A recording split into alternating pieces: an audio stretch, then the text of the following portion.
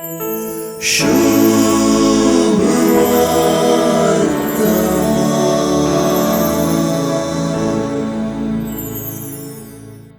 चालते भाषेंत सांगचे तर साबता दिसा लांकूड जमय नाय, रान्नीक उजो फुंकी नाय आणि लेकाच्यागी चढ मेटां चल नाय.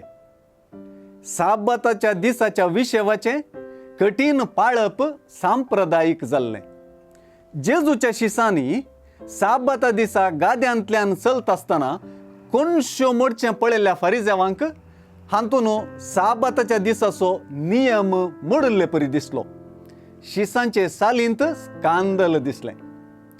जेजून आपल्या शिसांची पार्थ घेवन उलोवन साबताचो कायदो मोडूंक उलो दिलो ना. बगार साबत आनी ताचो अर्थ कसो समजूंक जाय म्हणले विशीं शिकोवन दिली अशें म्हणयत. साबताच्या आचरणांत आजची गरजे बायली तीव्रताय जेजून दाखोवन दिली.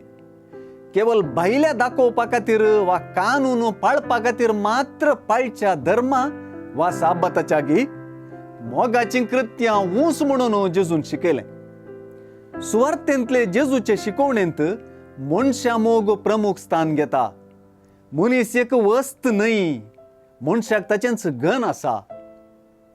साबत मनशा गणाशी पळयवन समजूंक जाय शिवाय तो साबत मनशाक बेश्टावची एक रीत जावंक न्हय.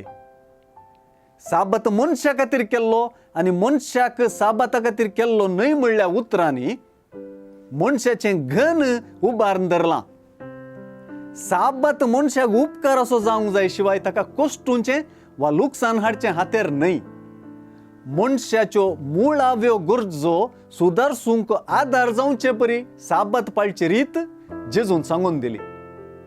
मनशापूत साबताचो धनी म्हणल्या उतरांनी जशें देवान विंचलेल्या दावीद रायाक आपल्या अधिकारान देवा कुशी समजून घेवंक साथ जाता, तशें हांगासरी सांप्रदायिक गजालींनी व्यक्त जाल्ली देवा कुशी समजूंचो, अर्थ करून घेवचो आनी तिदवूंचो अधिकार वा धनीपण देवाच्याच विंचलेल्याक जेजूक आसा तें सुवार्थेकारान हांगासर स्पश्ट केलां.